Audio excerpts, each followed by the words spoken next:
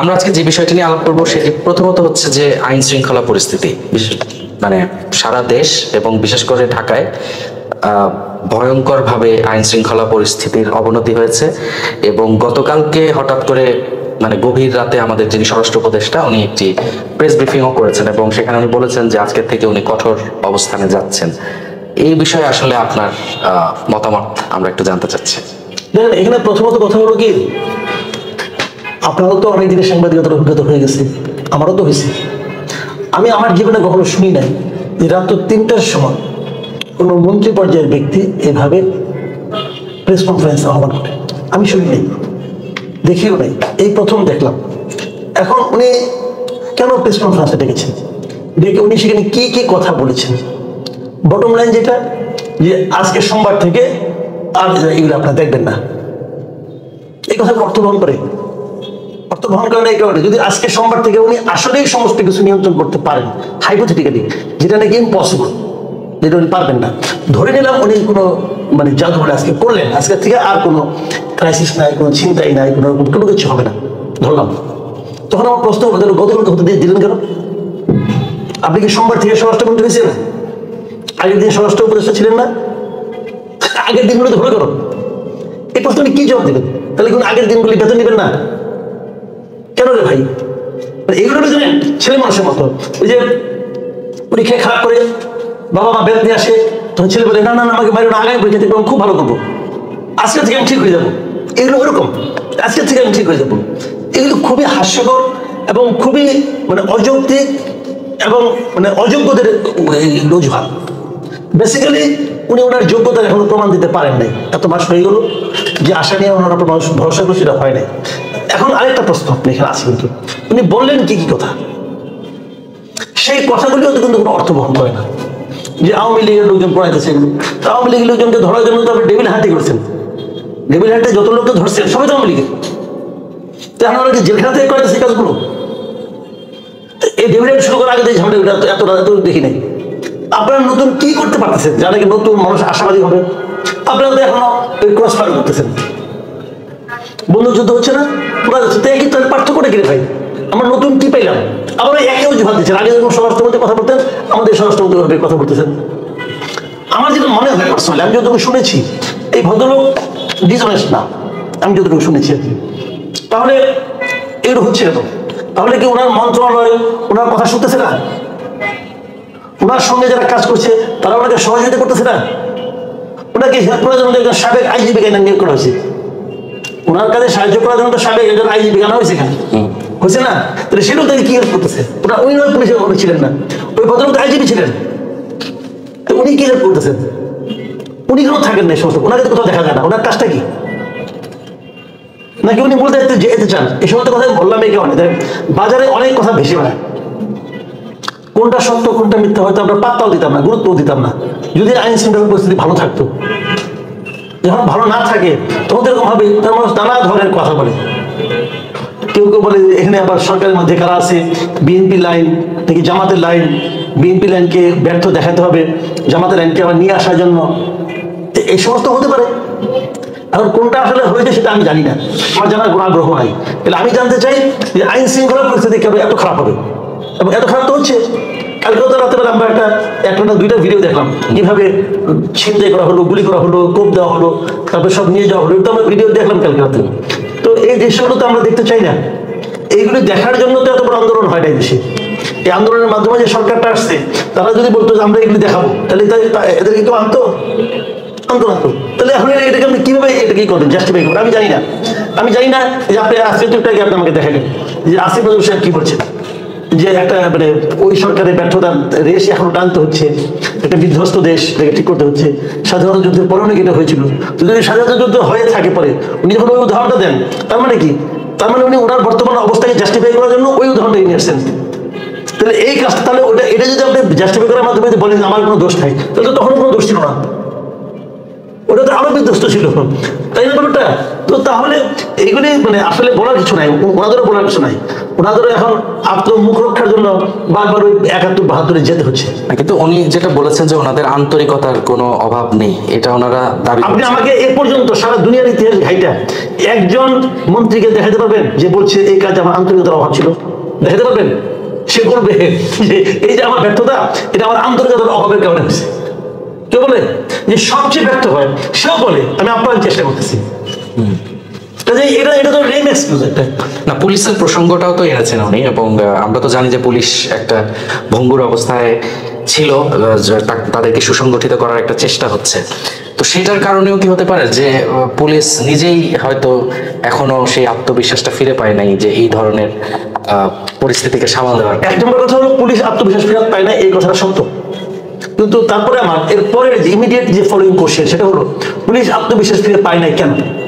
এই সরকার পুলিশের আত্মবিশ্বাস ফেরানোর জন্য কি কি চেষ্টা করেছেন বলেন?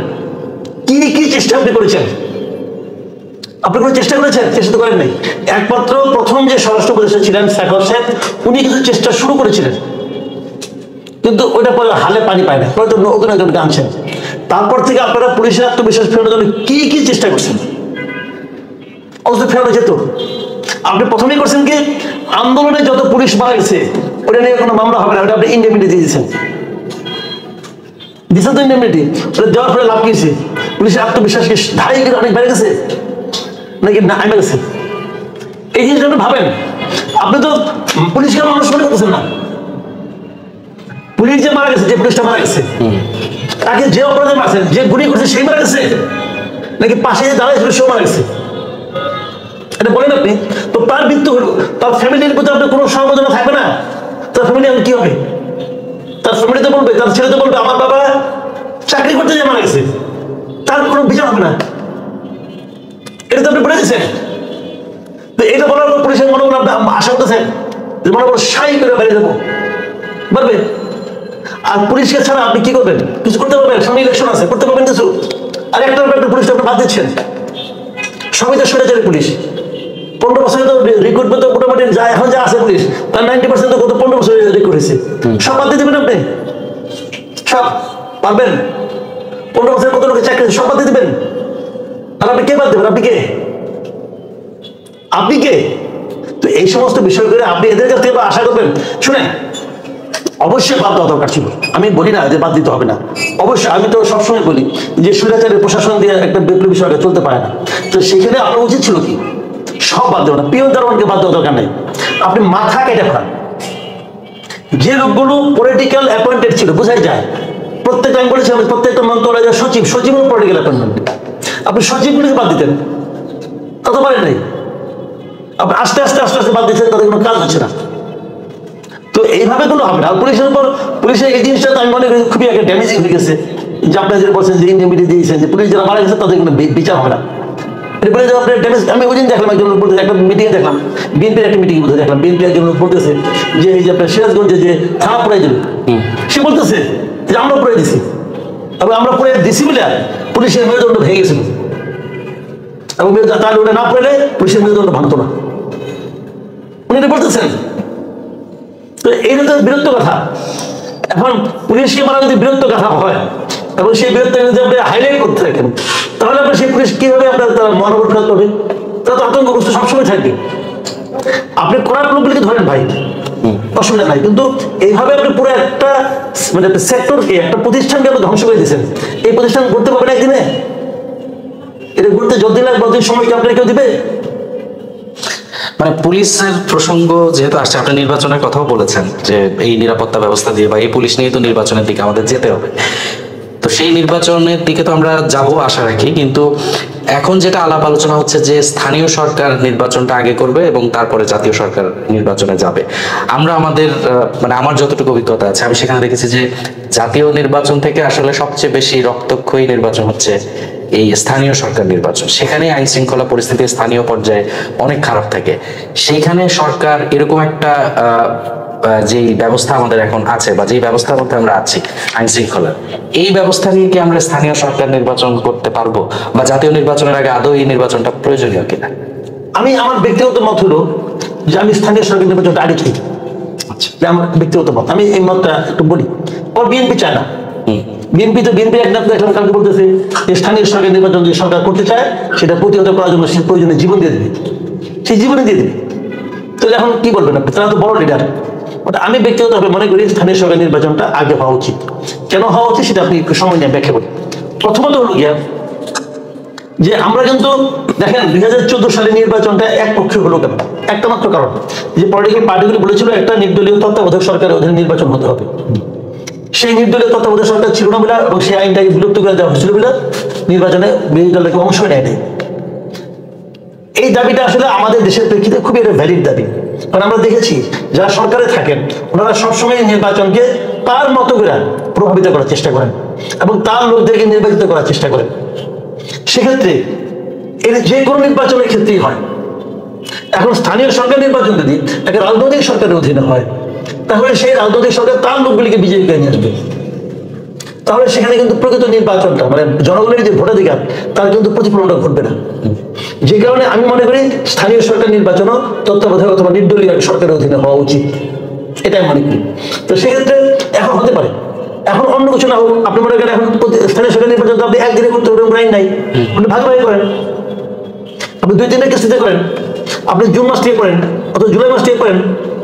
এদের সুবিধাটা কি হবে? প্রথমে তারা মনে করেন সিটি কর্পোরেশনগুলি করলো, তারপরে পৌরসভাগুলি করলো, তারপরে ইলেকশনগুলি করলো।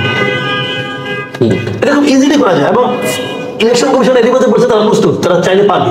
যদি এটা করা হয় লাভটা কি হবে সেটাই বলি, যে এই ইলেকশন কমিশন আসলে একটা ইলেকশন করতে পারে কিনা তার একটা টেস্ট কেস হয়ে যাবে।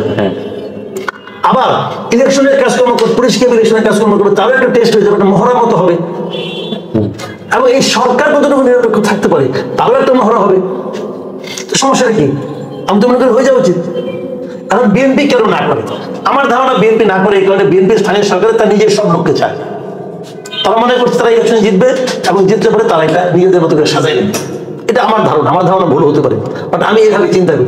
আমি মনে করি বরং যেটা আইনের মধ্যে আনা উচিত যে স্থানীয় সরকার জাতীয় সরকার নির্বাচন সবই তত্ত্বাবধায়ক সরকারের অধীনে হবে এবং সেটা আগে স্থানীয় সরকার হবে, তাহলে 2-3 সপ্তাহ হতে 1 মাস পরে মানে জাতীয় সরকার ইলেকশন, জাতীয় নির্বাচন। কিন্তু এখানে কি একটা আশঙ্কা থাকে না, মানে স্থানীয় সরকার নির্বাচন যারা করেন প্রার্থীরা তারা তো কোনো না কোনো পার্টির সাথে অ্যাফিলিয়েটেড অধিকাংশই। এতদিন তো সরাসরি রাজনৈতিক প্রতীক নিয়ে তারা করেছে, দলগুলোর প্রতীক নিয়ে করেছে। এখন যদি আবার আগের প্রক্রিয়ায় আমরা ফিরে যাই তাহলে সবাই তো কোনো না কোনো পার্টির সাথে অ্যাফিলিয়েটেড। তো তারা যখন নির্বাচিত হবে তাহলে জাতীয় ইলেকশনের সময় কি এই নির্বাচিত প্রতিনিধিরা তার এলাকায় প্রভাব খাটানোর চেষ্টা করতে পারে না? কেন পারবে না? সমস্যা দেখিয়েছে যে লোকটা উপজেলার চেয়ারম্যান হবে সে কি ভোটার না? সে তো ভোটার। এবং সে উপজেলার চেয়ারম্যান পাস করে গেলেই সে কি খুব পাওয়ারফুল হয়ে গেল? সে কি সবার ভোট সে নিয়ে নিতে পারবে? তত পারবে না। সে তার এলাকার লোকজনকে রিকোয়েস্ট করতে পারবে, এটা আমার দল, আমি এই দল করে তোমরা ওকে ভোট দাও। এটা তো সে আগে ইলেকশন না হলেও করতে পারতো। বরঞ্চ ইলেক্টেড হয়ে গেলে পরে সে সতর্ক হয়ে যাবে যে আমার কাজ করবে না, আমার বেশি পলিটিক্যাল হয়ে যায়, তাহলে লোকে আমাকে অপছন্দ করা শুরু করবে। এটা বলে ভালো হবে, এটা তো আমি কোনো সমস্যা দেখি না।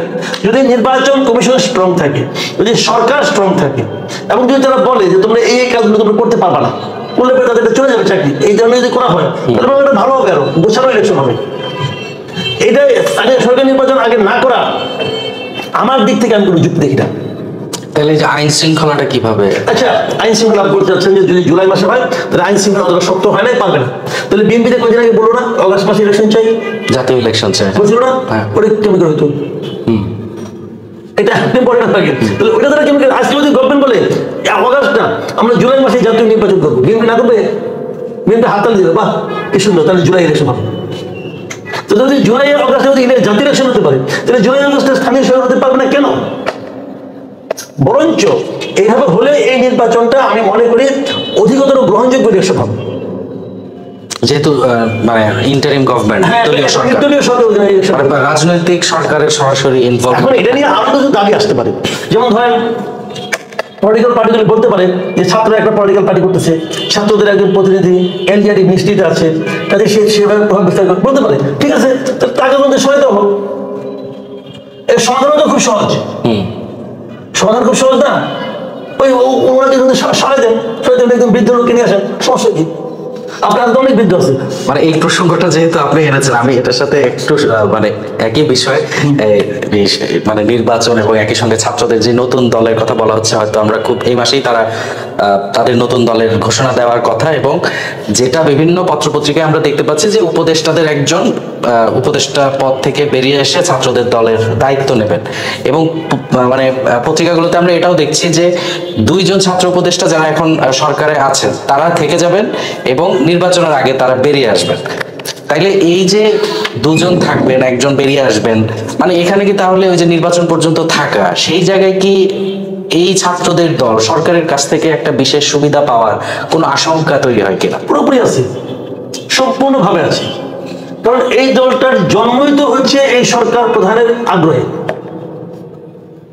সরকার প্রধান ডক্টর ইউনূসকে ফিনান্সিয়াল টাইমসকে বলে নাই যে আমি ছাত্রদেরকে বলেছি তোমরা একটা রাজনৈতিক দল করো, ছাত্রদের রাজনৈতিক দলই করতেছে, তাহলে কারো উৎসাহ করতেছে, ইউনূসের উৎসাহ করতেছে।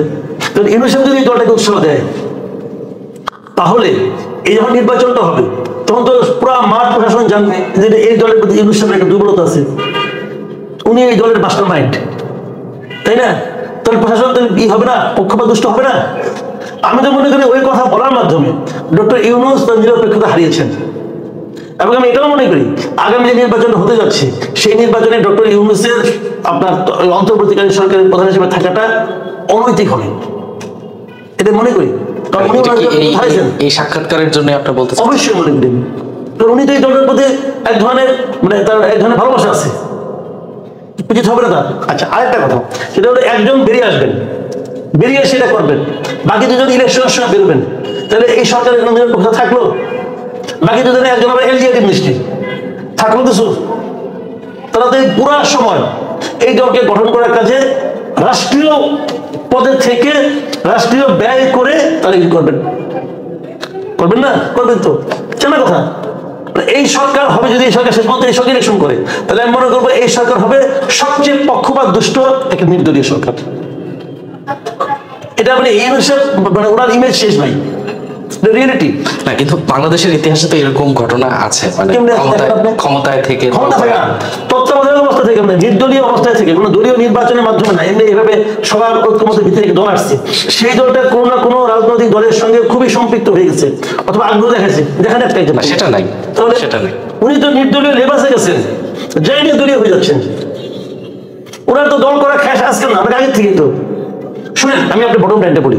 শেখ হাসিনা সরকার ক্ষমতায় আসার পর থেকে, প্রথম দিন থেকে ডক্টর ইউনূসকে ডিফেম করার জন্য, ওনাকে বেইজ্জতি করার জন্য হাজার রকম চেষ্টা করছে, এবং 15.5 বছর ক্ষমতা থাকার পরেও তারা যতটুকু করতে না পারছে তার 10 গুণ বেইজ্জতি ডক্টর ইউনূস নিজেকে নিজে করতেছে, এবং করে শেষ করবে তার 10 গুণ। ডক্টর ইউনূস যখন এই পথ থেকে নেমে যাবেন, তখন উনি আর বাংলাদেশের জন্য গর্ব হিসেবে থাকবেন কিনা আমার সন্দেহ আছে। ধন্যবাদ মাসুদ ভাই, আপনি আমাদেরকে সময় দিয়েছেন।